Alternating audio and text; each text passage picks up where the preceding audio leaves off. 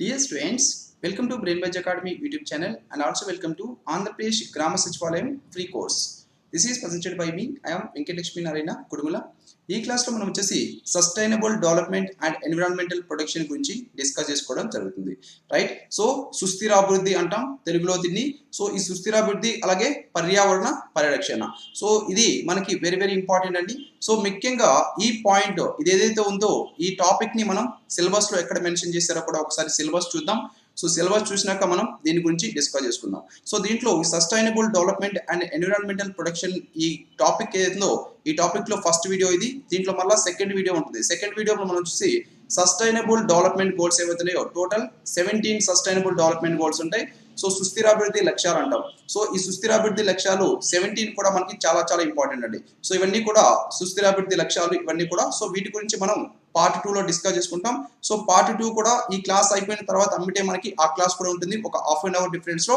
So definitely ఆ class కూడా attend అవ్వండి.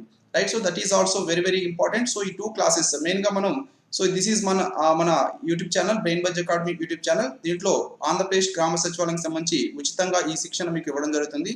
సో ఇప్పటివరకు దీన్ని మీరు సబ్స్క్రైబ్ చేసుకుంటే తప్పకుండా సబ్స్క్రైబ్ చేసుకోండి. సబ్స్క్రైబ్ చేసుకున్నాక మీకు ఇలా పక్కనే ఒక బెల్ ఐకాన్ వస్తుంది. సో ఈ బెల్ ఐకాన్ మీద కనుక మీరు క్లిక్ చేసినట్లయితే దీనికి సంబంధించి క్లాసెస్ ప్రతి ఒక్క నోటిఫికేషన్ కూడా మీకు అప్ టు టైం రావడం జరుగుతుంది. ఓకే, అలాగే మన BrainBuzz అకాడమీ యూట్యూబ్ ఛానల్లో జనవరి టు జూన్ వరకు 6 months current affairs full course కూడా మీకు స్టార్ట్ చేయడం జరిగింది. సో దీంట్లో ఆల్రెడీ 3 క్లాసెస్ కంప్లీట్ అయ్యాయి అండ్ 4th క్లాస్ వచ్చేసి టుడే ఉంటుంది. ఈ క్లాస్ మనకి 10 PM కి ఉంటుంది టుడే 10 గంటలకి. సో దీన్ని కూడా లైవ్ లో అటెండ్ అయ్యి విత్ MCQs తో ఉంటాయి. So MCQs like live test లాగా మీరు దీన్ని అటెంప్ట్ చేసడానికి అవకాశం ఉంటుంది. Right, yes. So let's see first of all మనం సిలబస్ చూద్దామండి. సో ఇక్కడ సిలబస్ ఇది మెయిన్ గా మనం పంచాయత్ సెక్రటరీ సిలబస్ అండి. సో ఈ పంచాయత్ సెక్రటరీ సిలబస్ ఎందుకు తీసుకున్నామంటే మనకి ఈ ఆంధ్రప్రదేశ్ గ్రామ సచివాలయం వార్డు సచివాలయం ప్రతి ఒక్క జాబ్ ని తీసుకున్నట్లయితే దాంట్లో డెఫినెట్లీ మనకి ఈ జనరల్ స్టడీస్ మొత్తం కూడా ఈ పంచాయత్ సెక్రటరీలో ఉన్నటువంటి జనరల్ స్టడీస్ ఏందో సో వాటిలోంచి మెయిన్ గా అన్ని టాపిక్స్ అక్కడ రావడం జరుగుతుంది. సో ఒక టెక్నికల్ తప్ప మిగతాదంతా కూడా సేమ్ సిలబస్. రైట్, సో దీంట్లో ఆల్రెడీ మనకు వచ్చేసి క్వాంటిటేటివ్ యాప్టిట్యూడ్ క్లాసెస్ మన ఛానల్లో రన్ అవుతున్నాయి. సో ఇది మనం ఆల్రెడీ చేయడం జరిగింది. అండ్ కంప్యూటర్ నాలెడ్జ్ క్లాసెస్ కూడా మీకు టుమారో ఆన్వర్డ్స్ ఒక క్లాస్ కంప్లీట్ అయింది. టుమారో ఆన్వర్డ్స్ రిమైనింగ్ క్లాసెస్ కూడా కంప్లీట్ చేయడం జరుగుతుంది. అండ్ కరెంట్ అఫైర్స్ కూడా మనం కవర్ చేయడం జరుగుతుంది. Current affairs 6 months current affairs తీసుకొని ఇది కూడా కవర్ చేయడం జరుగుతుంది. అండ్ జనరల్ సైన్స్ క్లాసెస్ కనుక తీసుకుంటే దీంట్లో మనకి ఆల్రెడీ కెమిస్ట్రీ క్లాసెస్ కంప్లీట్ అయినాయి. అండ్ దీంట్లో ఈ జనరల్ సైన్స్ లో మనకి ఆల్రెడీ ఫిజిక్స్ క్లాసెస్ కూడా స్టార్ట్ అవడం జరిగింది. సైన్స్ అండ్ టెక్నాలజీ క్లాసెస్ కూడా ఆల్రెడీ కంప్లీట్ అయినాయి. సో ఇవన్నీ కూడా మనకి ఆఫ్లైన్ వీడియోస్ సేవ్డ్ వీడియోస్ మన ఛానల్లో ఉన్నాయండి. సో మీరు ఫాలో అవ్వచ్చు. This is very very important. ఇక్కడ మీరు చూసినట్లయితే టాపిక్ వైజ్ మనం ఇక్కడ ఇచ్చిన సిలబస్ వరకు మనకు కవర్ చేయడం జరుగుతుంది. అండ్ ఇక్కడ ఈ రోజు మనం తీసుకున్నటువంటి ఈ క్లాస్ ఏదో ఈ క్లాస్ గురించి ఇక్కడ మనకి మెన్షన్ చేశారు. Right, so sustainable development and environmental protection. So తెలుగులో దీన్ని సుస్థిర అభివృద్ధి మరియు పర్యావరణ పరిరక్షణ అని చెప్పేసి పిలవడం జరుగుతుంది. సో ఈ విధంగా ఈ టాపిక్ కి సంబంధించి మనం ఈ క్లాస్ లో డిస్కస్ చేసుకుంటాం. అండ్ నెక్స్ట్ క్లాస్ లో ఈ సస్టైనబుల్ డెవలప్మెంట్ అంటే దీంట్లో చూసినట్లయితే సస్టైనబుల్ డెవలప్మెంట్ గోల్స్ కూడా మనకి వెరీ వెరీ ఇంపార్టెంట్ అండి. సో ఈ సస్టైనబుల్ డెవలప్మెంట్ గోల్స్ గురించి మనం నెక్స్ట్ క్లాస్ లో డిస్కస్ చేసుకుంటాం. ఆ క్లాస్ కూడా ఈ క్లాస్ కంప్లీట్ అవ్వగానే మనకి స్టార్ట్ అవడం జరుగుతుంది. సో ఇప్పటి వరకు మనం వచ్చేసి ఈ క్లాస్ టుడే మనం ఈ టాపిక్ కంప్లీట్ చేయడం జరుగుతుంది. అండ్ ఈ టాపిక్ కంప్లీట్ చేసాం. ఈ టాపిక్ ఆల్రెడీ కంప్లీట్ చేయడం జరిగింది. సో ఈ క్లాస్ దీంట్లో ఒకటి కంప్లీట్ చేయడం జరిగింది ఒక క్లాసు. అండ్ ఈ రోజు నుంచి మనకి ఇంకా రిమైనింగ్ క్లాసెస్ కూడా దీంట్లో వస్తాయి. అండ్ క్వాంటిటీ యాప్టిట్యూడ్ క్లాసెస్ కూడా మనకి ఆల్రెడీ స్టార్ట్ అవడం జరిగింది. రైట్, సో ఈ విధంగా రిమైనింగ్ ఈ టాపిక్స్ ఏవైతే పెండింగ్ ఉన్నాయి ఇవి కూడా మనం కంప్లీట్ చేయడం జరుగుతుంది. So with in exam start అయ్యే ముందుగానే. సో అలాగే నెక్స్ట్ మనం చూసినట్లయితే హిస్టరీ క్లాసెస్ మనకి కంప్లీట్ అయినాయి. ఈ క్లాసెస్ కూడా మీకు అవైలబుల్ ఉన్నాయి. సో ఇక్కడ మెయిన్ గా మనం ఓన్లీ మోడర్న్ హిస్టరీ మీద కాన్సన్ట్రేట్ చేయడం జరిగింది. మోడర్న్ హిస్టరీ నుంచి మనం ఎక్కువ క్వశ్చన్స్ వస్తాయండి. Definitely please concentrate on modern history only. Right, so ancient medieval history చదివేదానికి మీకు ఎక్కువ టైం తీసుకుంటుంది. సో అంత టైం మీరు దాని మీద స్పెండ్ చేయాల్సినటువంటి అవసరం లేదు ప్రజెంట్. ఎందుకంటే దాంట్లోంచి మనకి తక్కువ క్వశ్చన్స్ వస్తాయి. వస్తే 1 or 2 questions వస్తాయి. దానికోసం మీరు టైం వేస్ట్ చేయొద్దు. సో కాబట్టి మోడర్న్ హిస్టరీ క్లాసెస్ మీకు ఇక్కడ తీసుకోవడం జరిగింది. And Indian polity and governance total ఇది మొత్తం కూడా మనం కంప్లీట్ చేసాం. దీనికి సంబంధించి క్లాసెస్ కూడా మీకు అవైలబుల్ ఉన్నాయి. సో దీంట్లో ఒక్క టాపిక్ ఉందండి మనకి దీనికి సంబంధించి కాన్స్టిట్యూషనల్ బాడీస్ ఏవైతుంటాయో సో ఈ కాన్స్టిట్యూషనల్ రాజ్యాంగ సంస్థల గురించి మనం డిస్కస్ చేసుకుంటాం. సో ఆ క్లాస్ కూడా మనకి 2 or 3 days తీసుకోవడం జరుగుతుంది. అండ్ ఎకానమీ క్లాసెస్ ప్రెసెంట్ ఈ ఎకానమీ క్లాసెస్ కూడా మనం ఆల్రెడీ కంప్లీట్ చేయడం జరిగింది. అండ్ మెయిన్ గా మనం చూస్తుంటే ఫిజికల్ జాగ్రఫీ క్లాసెస్ కూడా మనకి స్టార్ట్ అవుతాయి, ఇంకా స్టార్ట్ అవ్వలేదు. అండ్ బైఫర్కేషన్ క్లాసెస్ కూడా మీకు ఆఫ్టర్ 25th or 20 ఈ లోపు తీసుకోవడం జరుగుతుంది. దీనికి కూడా సంబంధించి already key welfare and development schemes ఇక్కడ వచ్చేసి నవరత్నాలు కానీ ఆంధ్రప్రదేశ్ రాష్ట్రానికి సంబంధించిన బడ్జెట్ క్లాస్ కానీ ఇవన్నీ కూడా మన బ్రెయిన్ బజ్ అకాడమీ యూట్యూబ్ ఛానల్లో ఆల్రెడీ అవైలబుల్ ఉన్నాయి. You can follow this. అలాగే women empowerment and economic development through self help groups. So ఈ క్లాస్ మనం లాస్ట్ క్లాస్లో దీన్ని కంప్లీట్ చేయడం జరిగింది ఈ టాపిక్ని.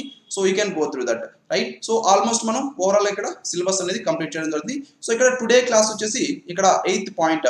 సో ఇది వచ్చేసి పంచాయత్ సెక్రటరీ పార్ట్ ఏలో జనరల్ స్టడీస్ అండ్ మెంటల్ ఎబిలిటీలో 8th టాపిక్ ఏదో sustainable development and environmental protection. So దీంట్లో మనకి ఇది వస్తుంది. సో ఇది మనం కవర్ చేయడం జరుగుతుంది ఇక్కడ, right. Yes. So topic wise ఇక్కడ మనం ఇక్కడ ఆల్రెడీ కవర్ చేయడం జరిగింది. Okay, let's start our class. So this is very very important class అండి. ఇక్కడ మనకి ముఖ్యంగా ఏమొస్తాయంటే ఈ సస్టైనబుల్ డెవలప్మెంట్ అంటే, సో సస్టైనబుల్ డెవలప్మెంట్ ఏంటంటే అసలు మనం ఫర్ ఎగ్జాంపుల్ మనం అభివృద్ధి చెందుతున్నాం అంటే మనం ఇండస్ట్రియల్ పరంగా అభివృద్ధి చెందుతున్నాం. సో ఇండస్ట్రియల్ పరంగా అభివృద్ధి చెందేటప్పుడు మనం ఏం చేస్తున్నాం, ఇండస్ట్రీస్ని ఏర్పాటు చేసినప్పుడు వాటి నుంచి అనేక రకాలైనటువంటి వాయు కాలుష్య పదార్థాలు మనం రిలీజ్ చేయడం జరుగుతుంది.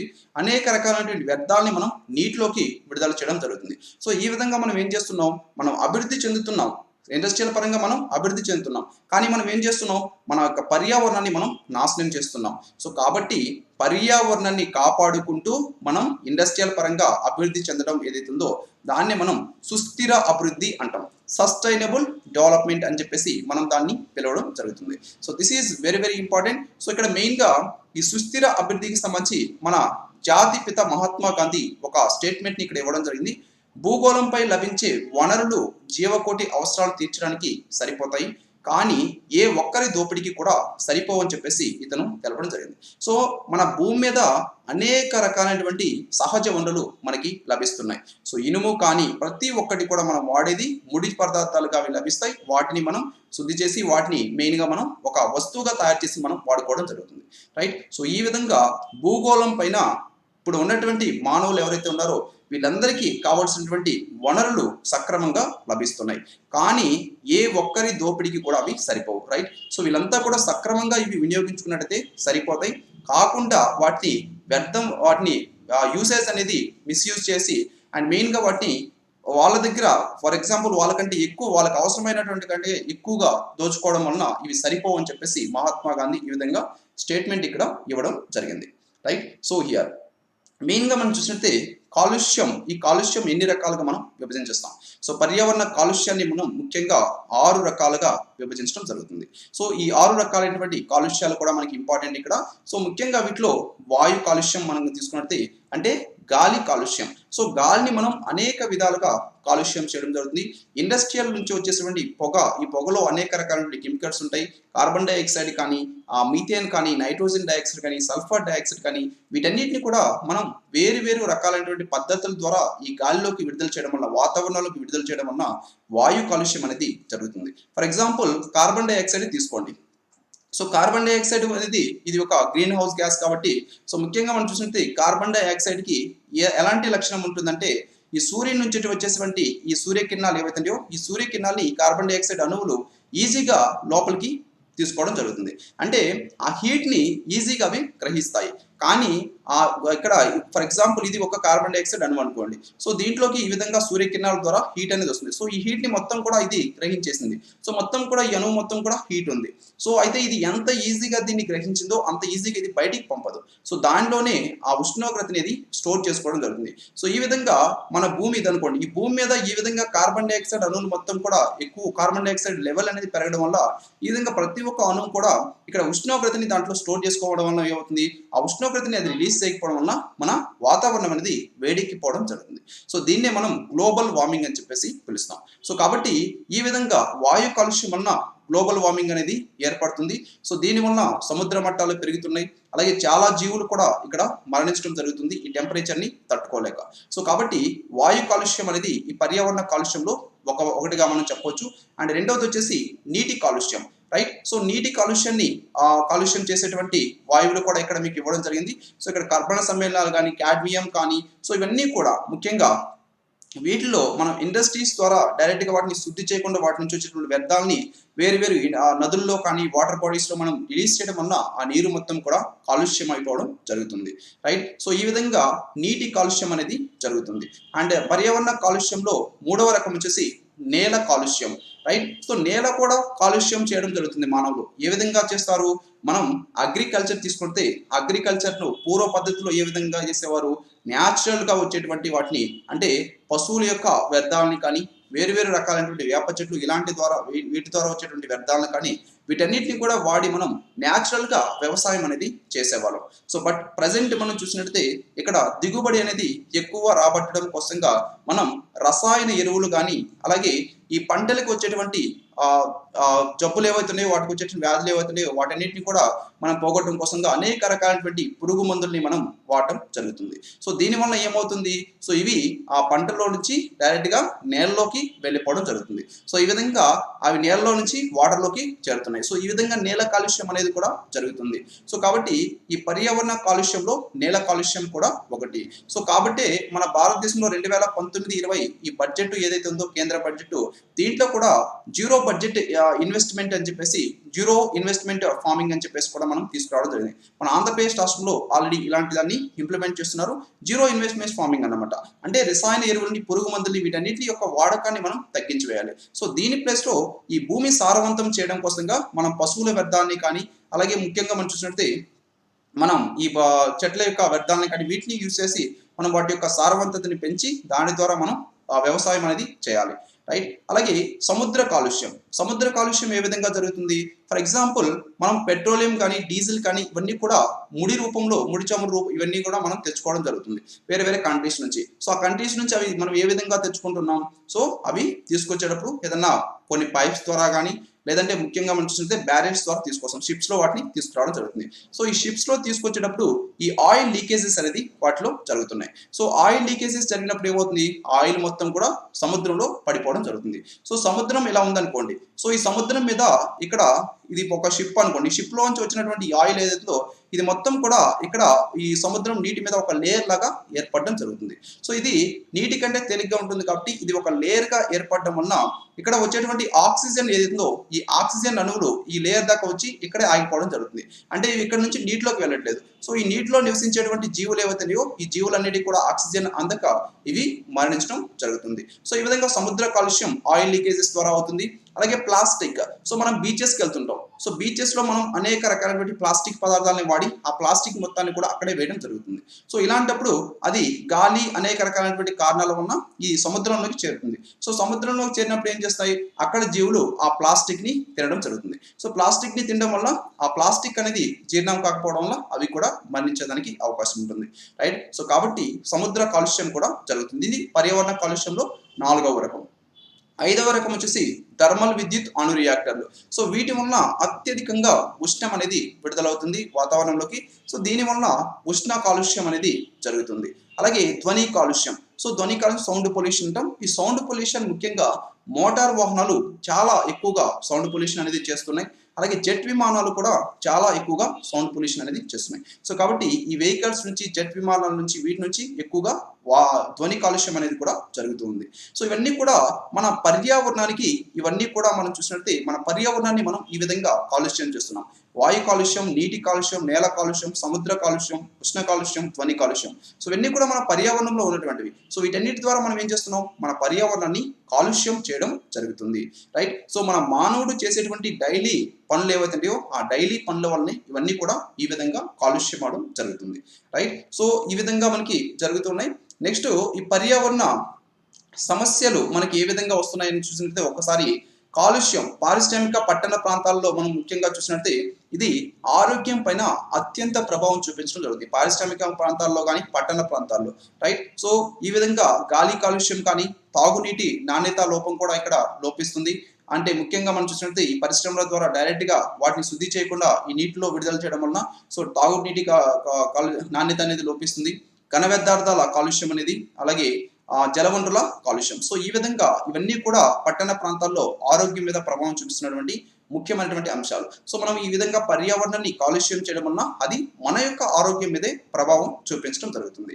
అలాగే వనరుల నిర్వహణ, వ్యవసాయ గ్రామీణ ప్రాంతాల్లో ఈ ఉత్పాదితాల ప్రభావం ఏ విధంగా ఉంది? సో వీటి వలన ఏమవుతుంది? నేల క్షీణత అనేది జరుగుతుంది. మనం ఆల్రెడీ మందులు, ఎరువులు ఇవి ఎక్కువగా యూజ్ చేయడం వలన కెమికల్స్ ఎక్కువ గీసేయడం వలన నేల క్షీణత అనేది జరుగుతుంది. అలాగే జనాభా అనేది పెరిగిపోతూ ఉన్నారు కాబట్టి మనకి వాళ్ళకి కావాల్సినంత మనం ప్రొడ్యూస్ చేయాలి కాబట్టి సో ఈ ప్రొడక్షన్ అనేది ఏ విధంగా చేయాలంటే మనం హై ఈల్డ్ వెరైటీ సీడ్స్ అలాంటి వాటిని తీసుకొచ్చి ప్రొడక్షన్ చేయాలి. బట్ ఇక్కడ ఏం చేస్తున్నాం మనం వీటి కోసంగా మన ప్రొడక్షన్ అనేది ఎక్కువ చేయడం కోసంగా ఉన్నటువంటి అడవుల్ని నరికివేసి ఆ అడవుల్ని మనం పంట పొలాలుగా మార్చడం జరుగుతుంది. సో కాబట్టి దీని ద్వారా ఏమవుతుంది అటవీ ప్రాంతాలని మనం ఆక్రమించుకుంటున్నాం. సో అటవీ విస్తరణ అనేది మనం చేపడితే పర్యావరణాన్ని మనం పరిరక్షించడం వాళ్ళం అవుతాం. అటవీ ఆక్రమణ కనుక మనం చేపట్టినట్టే పర్యావరణ క్షీణతకి మనం తోడ్పడిన వాళ్ళం అవుతాం.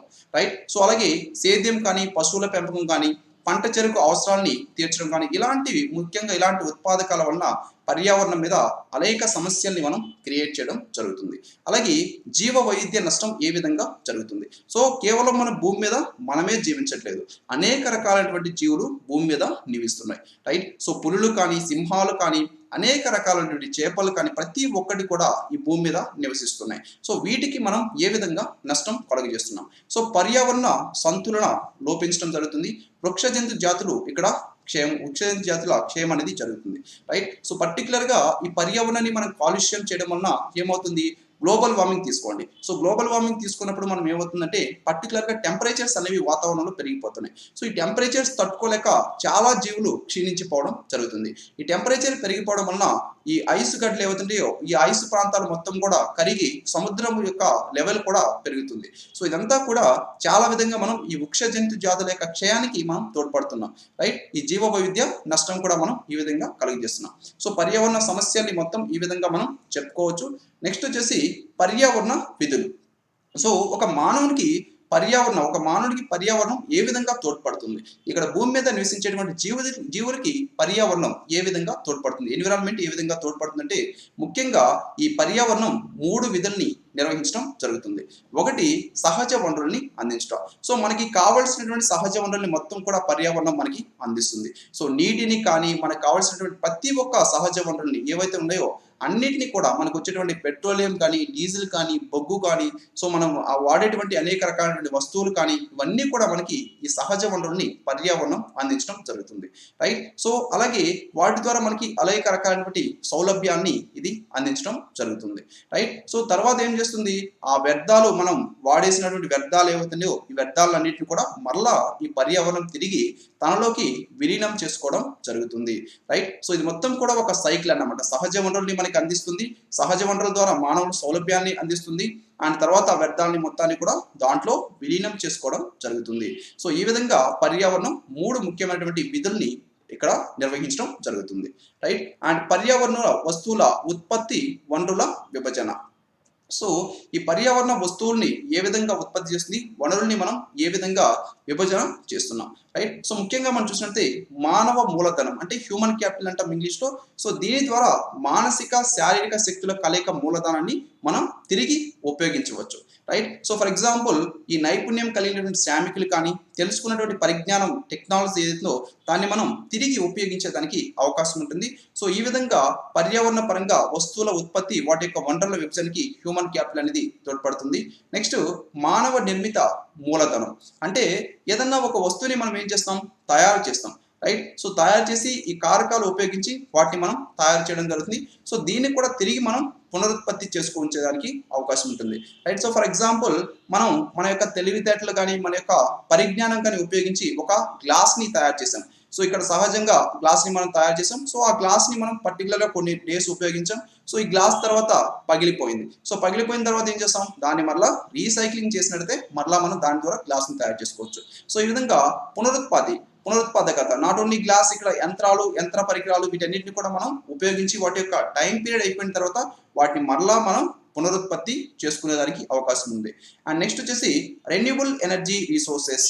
Right. So this is very very important అండి. పునరుత్పత్తి చేయగల వనరులు. రైట్. సో ఫర్ ఎగ్జాంపుల్ మనం పర్టికులర్గా ఇప్పుడు తీసుకుంటే ఏంటి బొగ్గు కానీ డీజిల్ కానీ పెట్రోలియం కానీ ఇవి ప్రస్తుతం మన భూమి మీద ఉన్నటువంటి మొత్తంలో కనుక మనం ఉపయోగించేసినట్టయితే తర్వాత అవి తిరిగి ఉత్పత్తి కావు. రైట్. సో ఫర్ ఎగ్జాంపుల్ సూర్యశక్తి తీసుకున్నాం అనుకోండి. సూర్యశక్తిని మనం మన భూమి ఉన్నంత కాలం మన భూమి మీద మనుషులు ఉన్నంత కాలం మనకి సూర్యశక్తి అనేది ఉంటుంది. రైట్. సో కాబట్టి ఈ సూర్యశక్తి ద్వారా మనం ఈ పునరుత్పత్తి అనేది చేయొచ్చు, రైట్. సో ఫర్ ఎగ్జాంపుల్ ఈ సూర్యుడి నుంచి వచ్చే ఉష్ణం ఏదో దాన్ని మనం స్టోర్ చేసుకొని ఇక్కడ ముఖ్యంగా మనం చూసిన సోలార్ ప్లేట్స్ ఏవైతే సోలార్ ప్లేట్స్ నుంచి దాంట్లో ఫోటో వోల్టాయిక్ సెల్స్ ఉంటాయి సోలార్ ప్లేట్స్ లో. సో ఈ ఫోటో వోల్టాయిక్ సెల్స్ ద్వారా మనం స్టోర్ చేసుకొని దాన్ని మనం విద్యుత్తుగా ఉపయోగించుకోవడం జరుగుతుంది. సో ఇది నిరంతర ప్రక్రియ, ఎప్పటికీ కూడా ఈ సూర్యరశ్మి అత్యధికంగా ఉన్నటువంటి దేశాల్లో ఇది ఎక్కువగా మనం చేయడం జరుగుతుంది. సో ఇది పునరుత్పాదక శక్తి అన్నమాట. అలాగే గాలి కానీ చేపలు కానీ ఇవన్నీ కూడా ప్రకృతి ప్రసాదించినవి అండ్ తిరిగి మనం ఉత్పత్తి చేసుకోగలం వీటిని, రైట్. సో బట్ ఇక్కడ నాన్ రెన్యూబుల్ రిసోర్సెస్కి వచ్చేసరికి ఇవి పునరుత్పత్తి చేయలేనటువంటి వనరులు.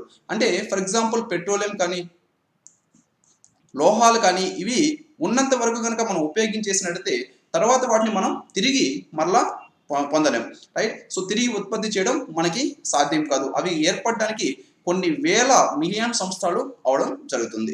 సో కాబట్టి ఈ విధంగా పర్యావరణ పరంగా వస్తువుల ఉత్పత్తికి వీటిని ఏ విధంగా మనం వస్తువుని ఉత్పత్తి చేస్తున్నాం అనేటువంటి ఈ విధంగా 4 రకాలుగా మనం విభజించడం జరిగింది, రైట్. సో వీటిలో మనం ఎక్కువగా వచ్చేసి రెన్యూబుల్ రిసోర్సెస్ మీద ఆధారపడినట్టయితే రెన్యూబుల్ రిసోర్సెస్ మీద ఎక్కువగా కాన్సన్ట్రేట్ చేసినట్టయితే మన పర్యావరణాన్ని మనం పరిరక్షించిన వారుగా నిలవడం జరుగుతుంది, రైట్. సో అలాగే ఈ విధంగా ఏ వనరులు ఉపయోగించినా సరే ఈ పర్యావరణ సమతుల్యతని దెబ్బతీయకుండా ఈ భవిష్యత్తు తరాలకి ఉపయోగపడే విధంగా మనం వస్తువుల ఉత్పత్తి అనేది చేయగలిగినట్టయితే అప్పుడు మనం దాన్ని సుస్థిర అభివృద్ధి అని చెప్పేసి పిలుస్తాం, రైట్. సో సస్టైనబుల్ డెవలప్మెంట్ అని ఏ విధంగా అంటామంటే ఫర్ ఎగ్జాంపుల్ ఇక్కడ మనకి ఏమి ఇచ్చారు, హ్యూమన్ క్యాపిటల్ ఇచ్చారు, మానవ నిర్మిత మూలధనం ఇచ్చారు, రెన్యూబుల్ రిసోర్సెస్ ఇచ్చారు, నాన్ రెన్యూబుల్ రిసోర్సెస్ ఇచ్చారు. సో వీటన్నిటిని మనం ఏ వనరులైనా సరే ఉపయోగించి ఈ పర్యావరణ సమతుల్యతని మనం దెబ్బతీయకుండా అంటే పర్యావరణ కాలుష్యం మనం చేయకుండా పర్యావరణాన్ని మనం రక్షించుకుంటానే మన తరాలకి ఎంత కావాలో అంత మనం ఉపయోగించుకుంటూ దానికంటే ఎక్కువగా ఉపయోగించకుండా భవిష్యత్తు తరాలకి ఉపయోగపడే విధంగా ఈ వస్తువుల్ని కానీ సేవల యొక్క ఉత్పత్తి కనుక మనం చేయగలిగినట్టయితే దాన్ని మనం సుస్థిర అభివృద్ధి అని పిలుస్తాం, సస్టైనబుల్ డెవలప్మెంట్ అని చెప్పేసి దాన్ని మనం పిలవడం జరుగుతుంది, రైట్. సో ఇక్కడ ది ఎగ్ ఆఫ్ సస్టైనబిలిటీ అని ఇవ్వడం జరిగింది. అంటే ఇది వచ్చేసి ఈ సస్టైనబిలిటీ సుస్థిర అభివృద్ధి దీన్ని వచ్చేసి ఒక ఎగ్ తో ఇక్కడ పోల్చడం జరిగింది. ఫర్ ఎగ్జాంపుల్ ఇది మొత్తం కూడా ఎగ్ అనుకోండి. సో దీని లోపల ఉన్నటువంటి ఇది వచ్చేసి ఎల్లో కలర్ లో ఉంటుంది కదా, దీని ద్వారా మనకు వచ్చేసి గుడ్డురు దీని నుంచి పిల్లల్ని మనం ప్రొడ్యూస్ చేయడం జరుగుతుంది, రైట్. సో అండ్ దీని లోపల పైన మొత్తం కూడా వైట్ గా ఉంటుంది. ఇది మొత్తం కూడా ఇది ఎకో సిస్టమ్ అనుకోండి. సో ఈ విధంగా ఈ పీపుల్ ఏదైతుందో పీపుల్ ద్వారా ఎకో సిస్టమ్ ఆధారపడి ఉంటుంది, ఎకో సిస్టమ్ ద్వారా పీపుల్ మీద ఆధారపడి ఉంటుంది. సో ఇది మొత్తము ఒకదాంతో ఒకటి ఆధారపడి పనిచేయడం జరుగుతుంది. Stress and benefits from eco system to people, right. So ఇది ఫాలో అవుతుంది. అలాగే stress and benefits from people to eco system అనేది ఇది ఫాలో అవడం జరుగుతుంది. సో ఈ విధంగా human well being plus eco system well being ఈ రెండింటిని కలిపి మనం సుస్థిర అభివృద్ధి అని చెప్పేసి పిలవడం జరుగుతుంది, right. Human well being plus eco system well being ఈ రెండింటిని కలిపి మనం సస్టైనబుల్ డెవలప్మెంట్ అని చెప్పేసి పిలుస్తాం. సో ఇది egg of sustainability some example ఇక్కడ ఇవ్వడం జరిగింది. అలాగే సుస్థిర అభివృద్ధి అంటే ఏమిటో అనేదాన్ని బ్రాండ్ కమిషన్ ఇక్కడ తెలియజేయడం జరిగింది. సో ఈ బ్రాండ్ కమిషన్ ఇచ్చినటువంటి నివేదిక ప్రకారంగా చూసినట్లయితే అవర్ కామన్ ఫ్యూచర్ అనేటువంటి నివేదికలు ఇది తెలపడం జరిగింది. వర్తమానంలో అవసరాలను తీర్చుకుంటూ భవిష్యత్తు తరాల అవసరాలు తీర్చుకోవడంలో రాజీ లేని అభివృద్ధిని మనం సస్టైనబుల్ డెవలప్మెంట్ సుస్థిర అభివృద్ధి అంటామని చెప్పేసి ఇక్కడ బ్రాండ్ కమిషన్ తెలపడం జరిగింది. బ్రాండ్ కమిషన్ ఇచ్చినటువంటి నివేదిక అవర్ కామన్ ఫ్యూచర్. సో ఈ అవర్ కామన్ ఫ్యూచర్ లో ఈ బ్రాండ్ కమిషన్ ఏం తెలిపిందంటే సుస్థిర అభివృద్ధి అనే దానికి అర్థము వర్తమానంలో అవసరాలను తీర్చుకుంటూ అంటే ప్రస్తుతం మనం ఉన్నటువంటి కాలంలో మన యొక్క అవసరాలను తీర్చుకుంటూ తర్వాత ఫ్యూచర్ జనరేషన్స్ భవిష్యత్తు తరాల యొక్క అవసరాలు తీర్చుకోవడంలో కూడా రాజీ పడకుండా ఉండేటువంటి అభివృద్ధినే మనం సుస్థిర అభివృద్ధి అంటామని చెప్పేసి ఇక్కడ తెలపడం జరిగింది, రైట్. సో ఇంగ్లీష్లో మనం చూసినట్లయితే development that meets the needs of the present generation without compressing the ability of future generations to meet their own needs. So this is called sustainable development. So this is important. మనకి sustainable development particular గా ఏంటి అనేది కూడా మనం అడిగినట్టయితే ఈ విధంగా మనం దీన్ని ఆన్సర్ చేయొచ్చు, రైట్. సో నెక్స్ట్ వచ్చేసి సుస్థిర అభివృద్ధిలో ఉండేటువంటి ప్రధాన అంశాలు ఏమిటి, రైట్. సో ఇక్కడ ముఖ్యంగా ఈ సుస్థిర అభివృద్ధిలో ఉండేటువంటి ప్రధాన అంశాలని మనం తీసుకున్నట్లయితే ప్రముఖ పర్యావరణవేత్త అయినటువంటి ఎడ్వర్డ్ బార్బియర్ ప్రకారంగా మనం చూసినట్లయితే ప్రముఖ పర్యావరణవేత్త ఎడ్వర్డ్ బార్బియర్. సో ఈ ఎడ్వర్డ్ బార్బియర్ ప్రకారంగా మనం చూసినట్లయితే 3 అంశాల మధ్య ఉన్నటువంటి లక్ష్యాన్ని ఇక్కడ అత్యధికం చేసుకోవడమే సుస్థిర అభివృద్ధి అని చెప్పేసి ఇతను చెప్పడం జరిగింది. సో ఈ 3 అంశాలు ఏమిటి? ఆర్థిక అంశము, సామాజిక పరిమితి, అలాగే పర్యావరణ అంశాలు. సో ఈ విధంగా ఈ 3 అంశాల మధ్య ఉన్నటువంటి లక్ష్యాలని అత్యధికం చేసుకోవడమే, అత్యధికం చేరుకున్నట్టే మనం ముఖ్యంగా సుస్థిరాభివృద్ధి అని చెప్పేసి ఇతను తెలపడం జరిగింది. సో ఈ లక్ష్యాల్లో ముఖ్యమైనవి నిర్ణయించి ఒకదానికొకటి పూరకంగాను అలాగే లేదంటే ఒకదానిపైన ఒకటి ఇక్కడ ముఖ్యంగా మనం చూస్తుంటే ప్రత్యామ్నాయంగాను చేసుకోవచ్చు అని చెప్పేసి కూడా ఇతను తెలపడం జరిగింది. సో వీటిలో మొదటిది వచ్చేసి ఆర్థిక అంశం. సో ఇక్కడ ఆర్థిక అంశం అంటే ఏంటంటే ఈ అంశంలో సమాజంలో ఉన్నటువంటి వ్యక్తులు కానీ సమాజం మొత్తానికి ముఖ్యంగా మనం చూస్తుంటే అభిలాషణీయమైనటువంటి ఆదాయాన్ని అభివృద్ధి మార్గాన్ని ఎన్నుకోవడంలో ఈ వనరుల్ని సమాజంలో మానవ వనరుల్ని కానీ కృత్రిమ వనరుల్ని కానీ సహజ వనరుల్ని కానీ మనం పరిరక్షించాలి. రైట్. సో పర్టికులర్గా ఆర్థిక అంశం మనం తీసుకుంటే దీంట్లో సమాజంలో ఉన్నటువంటి వ్యక్తులు కానీ సమాజం మొత్తానికి కానీ వాళ్ళకి ఆదాయాన్ని అభివృద్ధిని మార్గాన్ని ఎన్నుకోవడం కోసంగా ఈ వనరుల్ని సమాజంలో మానవ వనరుల్ని కృత్రిమ వనరులు అంటే ఇవి వచ్చేసి యంత్రాలు, కృత్రిమ వనరులు అంటే యంత్రాలు మనం తయారు చేసినటువంటివి. సో యంత్రాలను కానీ అలాగే సహజ వనరులు ఏవైతే ఉంటాయో మనకి డైరెక్ట్గా పర్యావరణం ద్వారా వచ్చినటువంటి సహజ వనరులు కానీ వీటన్నిటిని కూడా మనం పరిరక్షించాలి. సో అంతేకాకుండా ఈ ఆర్థికంగా కొనసాగించగలిగినటువంటి అభివృద్ధిలో ఉత్పత్తికి వినియోగానికి సంబంధించినటువంటి పర్యావరణ వ్యయాల్ని కూడా మనం అంతర్గతంగా పరిగణించుకోవాలి. రైట్. సో ఈ విధంగా ఈ ఆధునిక ఆర్థిక వ్యవస్థ ఏదో ఈ ఆర్థిక వ్యవస్థలో ముఖ్యంగా ఈ విధంగా 3 రకాలైనటువంటి ప్రధాన లక్ష్యాలు మనకు ఉంటాయి. సో ఈ ప్రధాన లక్ష్యాలు వచ్చేసి మొదటిది వస్తు సేవల ఉత్పత్తిని పెంచడం. సో ప్రజలకి తగ్గట్టుగా ప్రజల యొక్క అవసరాలకి తగ్గట్టుగా మనం వస్తు సేవల యొక్క ఉత్పత్తిని పెంచాలి. రెండవ అంశం వచ్చేసి ప్రాథమిక అవసరాలను తీర్చడం, పేదరికాన్ని తగ్గించడం. సో ప్రతి ఒక్క మానవునికి కూడా కావాల్సినటువంటి ప్రాథమిక అవసరాలని మనం తీర్చాలి. ప్రాథమిక అవసరాలు అంటే వాళ్ళు తాగడానికి నీరు కానీ, తినడానికి ఫుడ్ కానీ, ఉండడానికి నివాసం కానీ, కట్టుకోవడానికి బట్టలు కానీ ఇలాంటి ప్రాథమిక అవసరాలని మనం తీర్చాలి. సో వీటి ద్వారా మనం ముఖ్యంగా వారికి ఎంప్లాయ్మెంట్ జనరేట్ చేయడం ద్వారా వాళ్ళ యొక్క పేదరికాన్ని మనం తగ్గించాలి. అండ్ మూడోది వచ్చేసి సమానత్వం పెంచడం. రైట్. ముఖ్యంగా పేద ధనికుల మధ్య సమానత్వం అనేది మనం పెంపొందించాలి. సో ఇవి వచ్చేసి ఈ ఆర్థిక అంశంలో ఆధునిక ఆర్థిక వ్యవస్థలో 3 ప్రధాన లక్ష్యాలుగా మనం చెప్పుకోవడం జరుగుతుంది. సో ప్రతి ఒక్క గవర్నమెంట్ కూడా ఏ ప్రభుత్వం అయినా సరే చేయవలసింది ఇవి 3 ప్రధాన అంశాలుగా మనం చెప్పుకుంటాం ఆర్థిక అంశంలో. నెక్స్ట్ రెండవది వచ్చేసి సామాజిక పరిమితి. సో సామాజిక పరిమితి అంటే దీన్ని సోషల్ డైమెన్షన్ అంటాం. సో ఈ సామాజిక పరిమితిలో మనం చూసినట్లయితే ఈ అంశాల్లో ఈ సమాజంలో ఉన్నటువంటి వ్యక్తులు కానీ సమాజం మొత్తానికి కానీ దీనికి సంబంధించి ముఖ్యంగా రెండోది వచ్చేసి ఈ సుస్థిరాభివృద్ధి ఏదో ఈ సుస్థిరాభివృద్ధిలో ఉండేటువంటి సామాజిక పరిమితి అనేది న్యాయము మరియు సమానత్వం పైన ఇది ముఖ్యంగా ఆధారపడి ఉంటుంది. సామాజిక పరిమితి అనేది న్యాయము మరియు సమానత్వం పైన ఆధారపడి ఉంటుంది. సో ఎప్పుడైనా సరే కాలం కానీ సంపద కానీ వనరులు కానీ అలాగే అవకాశాలు కానీ వీటన్నిటిని కూడా అందరికీ కనీస జీవన ప్రమాణమైనటువంటి రక్షణ కానీ మానవ హక్కులు కానీ సామాజిక అవసరాలు కానీ ఆహారం కానీ ఆరోగ్యం కానీ ముఖ్యంగా మనం చూస్తుంటే విద్య కానీ నివాసం కానీ సో ఇవన్నీ కూడా వాళ్ళ యొక్క అభివృద్ధికి కావాల్సినటువంటి అవకాశాలు మనం కల్పించాలి. రైట్. సో ఈ విధంగా సామాజిక పరిమితి అనేది ఉంటుంది. సో ఇవన్నీ కూడా లభించాలి. సో అందరికీ అందుబాటులో ఉండే విధంగా విద్య ఆధారంగా సమాజానికి ఉపయోగపడినప్పుడు మనం ఈ సామాజిక సమానత్వం అనేది సాధించడం జరుగుతుంది. రైట్. సో ఇవన్నీ కూడా సాధించడానికి మనకి వైవిధ్యమైనటువంటి సంస్కృతి సామాజిక న్యాయం ఉండాలి. స్త్రీ పురుషుల మధ్య సమానత్వం అనేది మనం పాటించాలి.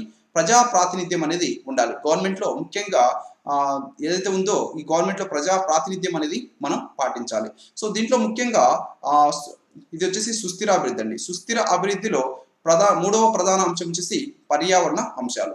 సో ఈ పర్యావరణ అంశాలకు వచ్చేసరికి ముఖ్యంగా దీంట్లో దీనిలో ఉన్నటువంటి వనరులు ఏవైతే వనరులు నిరంతరంగా మనం ఉపయోగించాలి. మనకి లభించేటువంటి వనరుల్ని నిరంతరంగా మనం ఉపయోగించాలి. ఈ పర్యావరణం ఈ విధంగా ముఖ్యంగా మనం చూసినట్లయితే మనం సక్రమంగా కనుక దీన్ని నిర్వహించినట్లయితే అప్పుడు మనకి పర్యావరణం అనేది ఎలాంటి దెబ్బతినకుండా మనకి కావాల్సినటువంటి వాటిని అది ఇస్తుంది. సో అలాగే ప్రకృతిలో ఉన్నటువంటి సహజ వనరుల పరిమాణం అనేది తగ్గిపోకుండా ఉండే విధంగా మనం చూసుకోవాలి.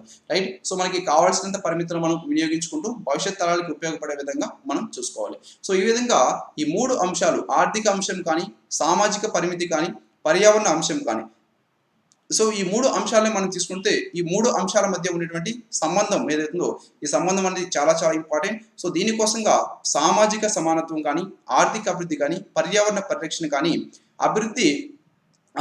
పర్యావరణం కానీ ఇవన్నీ కూడా నాశనమైనట్టయితే భవిష్యత్తులో వనరుల కొరత అనేది ఏర్పడుతుంది. సో వనరుల కొరత అనేది ఏర్పడి అభివృద్ధి అనేది క్షీణించడం జరుగుతుంది, రైట్. సో పర్టికులర్గా ఒక దేశాన్ని తీసుకోండి. సో ఒక దేశంలో ప్రస్తుతం ఉన్నటువంటి జనరేషన్ వాళ్ళే అక్కడ ఉన్నటువంటి సహజ వనరులు మొత్తాన్ని కూడా ఉపయోగించినట్లయితే విచ్చలవిడిగా ఉపయోగించేసినట్లయితే భవిష్యత్తు తరాల వారు వచ్చినప్పుడు వీరికి కావాల్సినటువంటి వనరులు ఈ దేశంలో లభించవు. దాని వలన ఏమవుతుంది, దీని యొక్క ఆర్థిక అభివృద్ధి కూడా క్షీణించిపోవడం జరుగుతుంది. సో కాబట్టి ఈ విధంగా చేయకుండా మనం ఈ విధంగా సుస్థిర అభివృద్ధిని సాధించే విధంగా మనం పాటుపడాలని చెప్పేసి ఇవి తెలుపుతున్నాయి, రైట్. సో ఈ విధంగా వచ్చేసి సామాజిక వ్యవస్థని తీవ్రంగా ప్రభావితం ఇది చేస్తుంది. సో కాబట్టి పర్యావరణం పైన ఆధారపడి సామాజిక ఆర్థిక పురోగతి అనేది ఏ దేశంలో అయినా సరే ఉంటుంది. కాబట్టి పర్యావరణం అనేది వెరీ వెరీ ఇంపార్టెంట్. నెక్స్ట్ వచ్చేసి సుస్థిర అభివృద్ధి. ఇక్కడ సస్టైనబుల్ డెవలప్మెంట్కి సంబంధించి వేరు వేరు రకాలైనటువంటి వ్యక్తులు కొన్ని గ్రంథాలని రచించడం జరిగింది. సో ఈ గ్రంథాల యొక్క పేర్లు కూడా మనకి ఇంపార్టెంట్ అండి. ఈ గ్రంథాల యొక్క పేర్లు, ఆ గ్రంథాలని రచించినటువంటి రచయితల పేర్లు మనం గుర్తుపెట్టుకోవాలి. సో మొదటిగా వచ్చేసి సైలెంట్ స్ప్రింగ్ అనేటువంటి గ్రంథాన్ని రచించినటువంటి వ్యక్తి రాచెల్ కార్సన్ 1962 సంవత్సరంలో దీన్ని రచించడం జరిగింది. ఈ సైలెంట్ స్ప్రింగ్ దేని గురించి చెప్తుందంటే ఆర్థిక అభివృద్ధి వలన పర్యావరణ విధ్వంసం ఎలా జరుగుతుందో అనే దాని గురించి ఇది మనకి వివరణ ఇవ్వడం జరుగుతుంది. రెండోది వచ్చేసి the limits to growth, right. So the limits to growth అనేటువంటి ఈ గ్రంథాన్ని రచించింది మిడోస్ 1972లో దీన్ని రచించడం జరిగింది. సో దీని ప్రకారం మనం చూసినట్టే కాలుష్యం అభివృద్ధి చర్యల వలన వనరుల యొక్క మృగ్యం అవుతున్నాయని చెప్పేసి ఇది తెలపడం జరుగుతుంది. మూడవ గ్రంథం వచ్చేసి the economics of the space ship earth, right. So ఇది ఒక ఎస్సే అండి ఇది. సో దీని ప్రకారంగా మనం చూసిన దీన్ని రచించింది కెన్నెత్ అండ్ బౌల్డింగ్. అండ్ నాలుగోది population bomb. So population bomb ని రచించింది పాల్ ఎల్రిచ్ అనేటువంటి వ్యక్తి దీన్ని రచించడం జరిగింది. సో ఇది వృద్ధికి ఉండేటువంటి పరిమితుల గురించి వివరించడం జరుగుతుంది. సో ఈ విధంగా ఈ 4 గ్రంథాలు వాటి యొక్క రచయితలు అవి ఏం చెప్తున్నాయో మనం తప్పనిసరి గుర్తుపెట్టుకోవాలి. Please remember this, right. Next, so సుస్థిర అభివృద్ధి నియమాలు ఏమిటి, రైట్. సో సుస్థిర అభివృద్ధిని సాధించాలంటే అంటే సస్టైనబుల్ డెవలప్మెంట్ని సాధించాలంటే మనం ఎలాంటి నియమాలు పాటించాలి, right. So making it happen రచించినటువంటి రాల్ఫ్ రాక్వుడ్ మొత్తం 9 నియమాలని ఇక్కడ ప్రతిపాదించడం జరిగింది. సో ఇక్కడ రాల్ఫ్ రాక్వుడ్ అనేటువంటి వ్యక్తి మేకింగ్ ఇట్ హ్యాపెన్ అనేటువంటి ఒక గ్రంథాన్ని రచించడం జరిగింది. సో దీంట్లో ముఖ్యంగా ఈ సుస్థిర అభివృద్ధిని సాధించడం కోసంగా 9 నియమాలని ఇతను మెన్షన్ చేయడం జరిగింది. ఈ 9 నియమాల్లో మొదటిది వచ్చేసి సహజ వనరుల దుర్వినియోగం అనేది ఉండకూడదు, రైట్. సో మనకు లభించేటువంటి సహజ వనరులు ఏవైతున్నాయో ఆ సహజ వనరుల్ని మనకి ఎంతవరకు కావాలో అంతవరకే మనం ఉపయోగించాలి. వాటి ఫ్యూచర్ జనరేషన్స్ కోసంగా కూడా మనం ఉంచాలి. సో వీటిని మనం దుర్వినియోగం చేయకూడదు. ఇది మొదటి నియమం మనం సుస్థిర అభివృద్ధిని సాధించాలంటే.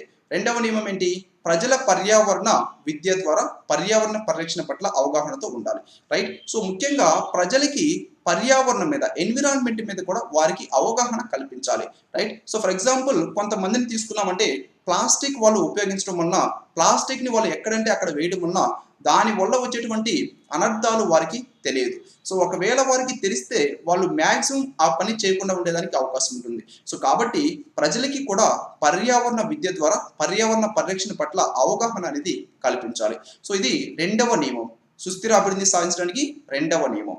మూడవ నియమం ఏంటి, సుస్థిర అభివృద్ధికి కొన్ని ప్రామాణికాలు ఏర్పాటు చేసుకొని వాటిని కేంద్ర రాష్ట్ర స్థానిక ప్రభుత్వాలు తమ యొక్క లక్ష్యాలుగా ఎంపిక చేసుకొని దానికి అనుగుణంగా వాళ్ళు విధానాలు తయారు చేయాలి, రైట్. సో సుస్థిర అభివృద్ధిని సాధించడానికి కేంద్ర ప్రభుత్వం కొన్ని చర్యలు తీసుకోవాలి, రాష్ట్ర ప్రభుత్వాలు చర్యలను తీసుకోవాలి, స్థానిక ప్రభుత్వాలు కూడా చర్యలను తీసుకోవాలి. ఇవన్నీ కూడా లక్ష్యాలుగా ఏర్పాటు చేసుకొని వాళ్ళు వాటిని పాటించాలి. అండ్ నాలుగోది వచ్చేసి సుస్థిర అభివృద్ధి సాధనకి పరిపాలన వికేంద్రీకరణ, ప్రజల భాగస్వామ్యం అనేది ఉండాలి, రైట్. సో ఈ పరిపాలన వికేంద్రీకరణ అంటే సుస్థిర అభివృద్ధిని సాధించడం కోసం కూడా మనం వచ్చేసి గ్రామాల స్థాయిలో నుంచి ప్రణాళికలు అనేవి రూపొందించుకోవాలి.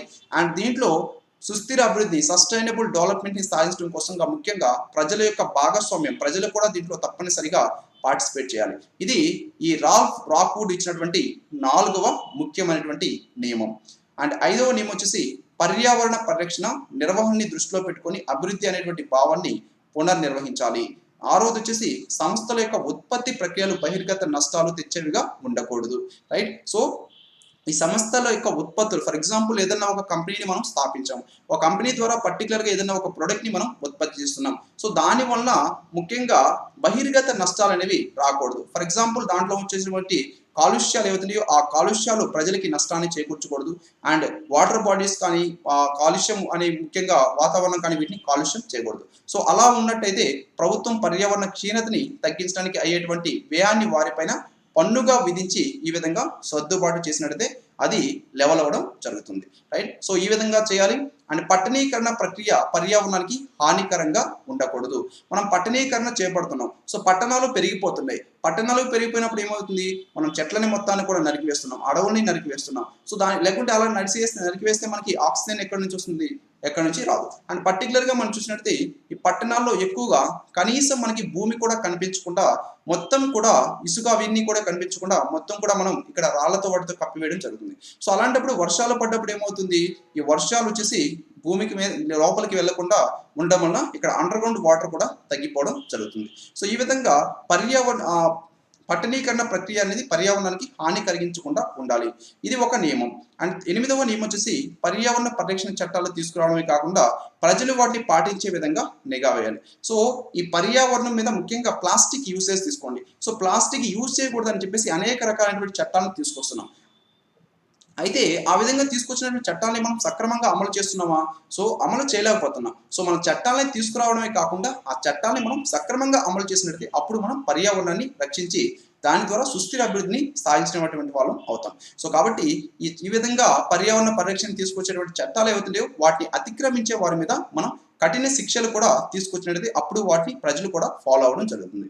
అలాగే 9వ నియమం ఏంటంటే పర్యావరణ కాలుష్య నివారణ కోసం అనుసరించాల్సినటువంటి సాంకేతిక పరిజ్ఞానాన్ని వ్యయాన్ని అభివృద్ధి చెందిన దేశాలు వెనుకబడినటువంటి దేశాలకు ఇక్కడ నిధుల రూపంలో సాంకేతిక పరిజ్ఞానం రూపొందించాలి. ఫర్ ఎగ్జాంపుల్ మనం ఇక్కడ చూసినట్లయితే యునైటెడ్ స్టేట్స్ ఆఫ్ అమెరికా తీసుకోండి. So United states of America already ఇది డెవలప్డ్ కంట్రీ. సో దీని దగ్గర అనేక టెక్నాలజికల్ ఎక్విప్మెంట్స్ ఉంటాయి. అనేక రకాలైనటువంటి తక్కువ కాలుష్యం చేసేటువంటి యంత్రాలు వీటిలో ఉంటాయి. సో ఫర్ ఎగ్జాంపుల్ మన భారతదేశం తీసుకోండి. మన భారతదేశం అనేది ఇప్పుడు డెవలపింగ్ కంట్రీ. సో ఇక్కడ యునైటెడ్ స్టేట్స్ ఆఫ్ అమెరికా దగ్గర ఉన్నటువంటి పరిజ్ఞానాన్ని మన భారతదేశానికి కనుక ఇచ్చినట్టయితే అప్పుడు మన భారతదేశం కూడా ఇక్కడ తక్కువ కాలుష్యంతో అభివృద్ధి చెందడానికి అవకాశం ఉంటుంది. సో కాబట్టి ఇక్కడ ఆల్రెడీ అభివృద్ధి చెందినటువంటి దేశాలు, అభివృద్ధి చెందుతున్నటువంటి దేశాలు, అభివృద్ధి చెందనటువంటి దేశాలు కనుక సహాయపడినట్టయితే అప్పుడు మనం సుస్థిర అభివృద్ధిని సాధించడానికి అవకాశం ఉంటుంది. సో ఈ విధంగా మేకింగ్ ఇట్ హ్యాపెండ్ అనేటువంటి గ్రంథంలో రాల్ఫ్ రాక్వుడ్ అనేటువంటి వ్యక్తి ఈ సుస్థిర అభివృద్ధి సాధించడం కోసంగా ఈ 9 నియమాలని ప్రతిపాదించడం జరిగింది. సో ఇవి మనకి చాలా చాలా ఇంపార్టెంట్ అండి. పర్టికులర్గా మనం ఇప్పుడు ప్రజెంట్ ఈ ఎగ్జామ్కి జనరల్గా వీటి మీద ఏదైనా క్వశ్చన్ వస్తే అప్పుడు మనం ఆన్సర్ చేయడానికి యూజ్ అవుతుంది. అలాగే పర్టికులర్గా మీరు థియరిటికల్ ఎగ్జామ్స్ ఏదైనా రాస్తున్నప్పుడు కూడా ఇది చాలా చాలా యూజ్ అవుతుంది. రైట్. సో నెక్స్ట్ వచ్చేసి సుస్థిర అభివృద్ధి పెంపొందించడానికి ఉండవలసినటువంటి అంశాలు ఏమిటి? రైట్. సో సుస్థిర అభివృద్ధి పెంపొందించు అంశాలు. సో జాతీయ మదింపులో పర్యావరణ ప్రాధాన్యత ఇవ్వాలి. ముఖ్యంగా మనం చూసినట్లయితే మనకి బడ్జెట్స్ ప్రవేశపెట్టినప్పుడు మనం పర్టికులర్గా పర్యావరణ పరిరక్షణ కోసంగా బడ్జెట్లో కొంత నిధులు అనేది కేటాయించాలి. ఆ నిధులు కేటాయించి ఆ పర్యావరణాన్ని మనం పరిరక్షించడం కోసంగా వాటిని ఉపయోగించాలి. ప్రభుత్వ పథకాలు కానీ విధానాల రూపకల్పనలో సుస్థిర అభివృద్ధి ప్రాధాన్యత ఇవ్వాలి. రైట్. సో ఏ ప్రభుత్వ పథకం తీసుకొచ్చినా సరే, లేదంటే ఏదైనా ఒక కంపెనీని మనం తీసుకొచ్చినా సరే, వాటిలో ముఖ్యంగా మన వాతావరణాన్ని కాలుష్యం అవ్వకుండా వాటిని స్థాపించే విధంగా మనం తీసుకోవాలి. వాటికి ఎక్కువగా ప్రాధాన్యత అనేది ఇవ్వాలి. అలాగే పునర్వినియోగ ఇంధన వనరులైన వాయు, సౌర, బయోగ్యాస్ వంటి ఉత్పత్తి వినియోగాన్ని మనం పెంచాలి. సో దీని ద్వారా మనం ఆల్రెడీ పెంచుతున్నాం. సో మనం పర్టికులర్గా చూసినట్లయితే ఎక్కువగా సౌర విద్యుత్ని వీటిని కూడా పెంపొందించడం జరుగుతుంది. సో ఈ విధంగా గాలి ద్వారా వచ్చేటువంటి ఈ ఫ్యాన్స్ ఏవైతే ఈ ఫ్యాన్స్ ఏర్పాటు చేసి వాటి ద్వారా మనం విద్యుత్ని సేకరించడం కానీ, అలాగే సూర్యరశ్మి ద్వారా వచ్చేటువంటి ఉష్ణం ఏదైతే దాని ద్వారా విద్యుత్ కానీ, బయోగ్యాస్ ద్వారా విద్యుత్ని ఉత్పత్తి చేయడం కానీ, ఇవన్నీ కూడా పునర్వినియోగ వస్తువులు అంటే రెన్యూబుల్ రిసోర్సెస్ కాబట్టి సో ఇలాంటి వాటి మీద ఎక్కువగా మనం కాన్సన్ట్రేట్ చేయాలి. బొగ్గు కానీ అండ్ మనం ముఖ్యంగా మనం చూసి పెట్రోల్, డీజిల్ ఇలాంటి వాటి మీద కాన్సన్ట్రేట్ చేసేకంట వీటి మీద మనం ఎక్కువగా కాన్సన్ట్రేట్ చేయాలి. అండ్ ముఖ్యంగా ఇక్కడ ప్లాస్టిక్ని మనం తప్పనిసరిగా నిషేధించాలి. ప్లాస్టిక్ని తప్పనిసరిగా నిషేధించాలి. సస్టైనబుల్ డెవలప్మెంట్ విషయంలో అంతర్జాతీయ భాగస్వామ్యాన్ని మనం పెంపొందించాలి. అలాగే సస్టైనబుల్ డెవలప్మెంట్ పెంపుదలలో పనిచేసేటువంటి స్వచ్ఛంద సంస్థలకి, నాన్ గవర్నమెంట్ ఆర్గనైజేషన్స్ ఏవైతే వీటికి ప్రాధాన్యత ఇచ్చి వాటిని మనం ప్రోత్సహించాలి. అలాగే ఇక్కడ రీయూజ్, రీసైకిల్, రికవర్, రెడ్యూస్ అనేటువంటి ఈ 4 R'లని మనం అమలు చేయాలి. రైట్. సో ఫర్ ఎగ్జాంపుల్ ఏదన్నా ఒక యంత్రాన్ని తయారు చేశారు. సో ఫర్ ఎగ్జాంపుల్ ఇది ఒక యంత్రం అనుకోండి. సో ఈ యంత్రాన్ని తయారు చేసిన తర్వాత ఇది కొన్ని రోజులు మనకి వర్క్ అవుతుంది. ఫర్ ఎగ్జాంపుల్ 3 ఇయర్స్ ఇది వర్క్ అయింది. సో ఇది మొబైలే అనుకోండి, మనం ఎక్కువగా యూస్ చేస్తే మొబైల్స్ కాబట్టి ఇది ఒక మొబైల్ అనుకోండి. ఈ మొబైల్ అనేది ఒక 3 ఇయర్స్ మనం యూస్ చేసాం. 3 ఇయర్స్ యూస్ చేసిన తర్వాత దీన్ని మనం రీసైకిల్ చేసే విధంగా పెట్టుకోవాలి. సో దీన్ని మళ్ళీ రీసైకిల్ చేసుకొని మళ్ళీ రికవర్ చేసుకొని మళ్ళీ దీనివల్ల మనం రెడ్యూస్ చేయడం జరుగుతుంది. సో ఈ విధంగా ఈ 4 Rsని కూడా మనం పాటించాలి. సక్రమైనటువంటి రీతిలో ఘన వ్యర్థాల నిర్వహణ అనేది మనం చేపట్టాలి. అండ్ ముఖ్యంగా సేంద్రీయ వ్యవసాయం, వాటర్ షెడ్ నిర్వహణ ఇవన్నీ కూడా మనం చేపట్టినట్టయితే ఎక్కువ కెమికల్స్ వాటిని యూస్ చేయకుండా మనం ఈ సుస్థిర అభివృద్ధిని పెంపొందించడం జరుగుతుంది. రైట్. సో ముఖ్యంగా రేటింగ్ కానీ, గ్రీన్ బిల్డింగ్ కానీ, గ్రీన్ ట్రాన్స్పోర్ట్ ఇలాంటి అంశాన్ని మనం చేపట్టాలంటే గ్రీన్ అంటే ఏంటి? వాతావరణాన్ని కాలుష్యం చేయకుండా మనం ఈ విధంగా వాడేటువంటి గ్రీన్ అంటాం. రైట్. సో ఈ విధంగా సమర్థవంతంగా వీటన్నిటిని కూడా అమలు చేయాలి. గ్లోబల్ వార్మింగ్ కి కారణమయ్యేటువంటి గ్రీన్ హౌస్ గ్యాసెస్ ని మనం తప్పనిసరిగా నియంత్రించాలి. సో ఈ green house gases very very important అండి. గ్రీన్ హౌస్ గ్యాసెస్ వచ్చేసి కార్బన్ డైఆక్సైడ్ కానీ, మిథేన్ కానీ, ఓజోన్ కానీ, అలాగే వాటర్ వేపర్ కానీ, నైట్రోజన్ డైఆక్సైడ్ కానీ, క్లోరోఫ్లోరో కార్బన్స్ కానీ, హైడ్రోఫ్లోరో కార్బన్స్ కానీ, ఇవి ముఖ్యంగా ఈ 7 కూడా మనం వచ్చేసి ముఖ్యమైనటువంటి గ్రీన్ హౌస్ గ్యాసెస్ గా వీటిని మనం చెప్పుకోవడం జరుగుతుంది. This is very very important అని మనల్ని అడగొచ్చు. ఈ కింది వాటిలో గ్రీన్ హౌస్ గ్యాసెస్ ఏంటి, లేదా ఈ కింది వాటిలో గ్రీన్ హౌస్ గ్యాసెస్ కానివి ఏమిటి అని కూడా మనల్ని అడగొచ్చు. సో తప్పనిసరిగా ఇవి మనం గుర్తుపెట్టుకోవాలి. So please remember all these. Right. So green house gases, so వీటన్నిటిని కనుక మనం సక్రమంగా ఉపయోగించినట్లయితే, ఈ విధంగా సఫలంగా ఇవన్నీ కూడా పాటించినట్లయితే అప్పుడు సుస్థిర అభివృద్ధిని మనం పెంపొందించడానికి అవకాశం ఉంటుంది. సస్టైనబుల్ డెవలప్మెంట్ మనం చేపట్టడానికి అవకాశం ఉంటుంది. రైట్. సో ఈ సస్టైనబుల్ డెవలప్మెంట్ ఏదైతుందో ఈ విధంగా సుస్థిర అభివృద్ధిని సాధించడం కోసంగా మన ప్రపంచంలో కొన్ని సమావేశాలు నిర్వహించడం జరిగింది. సో ఈ సమావేశాల గురించి మనం ఈ సమావేశాల్లోనే మనకు వచ్చేసి సస్టైనబుల్ డెవలప్మెంట్ గోల్స్ కూడా ఒకటి.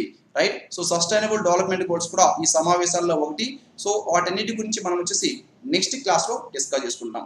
సో నెక్స్ట్ క్లాస్ మనకు వచ్చేసి 8 PM ఉంటుందండి. సో ఈ 8 PM మొత్తం వీటి గురించి ఇవి ఎక్కువగా మనల్ని అడుగుతారండి. ఇక్కడ very very important. Conference of parties 21 అంటే ప్యారిస్ సదస్సు అంటాం, ఇది కానీ, అండ్ క్యోటో ప్రోటోకాల్ కానీ, అండ్ ముఖ్యంగా మనం చూస్తుంటే మిలీనియం డెవలప్మెంట్ గోల్స్ కానీ, సస్టైనబుల్ డెవలప్మెంట్ గోల్స్ కానీ, సో ఇవన్నీ ఎక్కువగా మనల్ని వీటి మీద క్వశ్చన్స్ అనేవి అడుగుతారు. రైట్. సో కాబట్టి వీటి గురించి మనం వచ్చేసి నెక్స్ట్ క్లాస్లో డిస్కస్ చేసుకుందాం. సో ఇది 8 PM మనకు ఉంటుంది. So please attend. 8 PM ఈ సస్టైనబుల్ డెవలప్మెంట్ గోల్స్ వీటన్నిటి గురించి కూడా మనం డిస్కస్ చేసుకుంటాం. Yes, thank you all. So please share this video with your friends and please attend at 8 PM. Right. So 8 PM class is very very important. ఇప్పటి వరకు మనం చెప్పుకున్న దానికంటే కూడా 8 PM class మనకి very very important. So please follow that. Thank you all.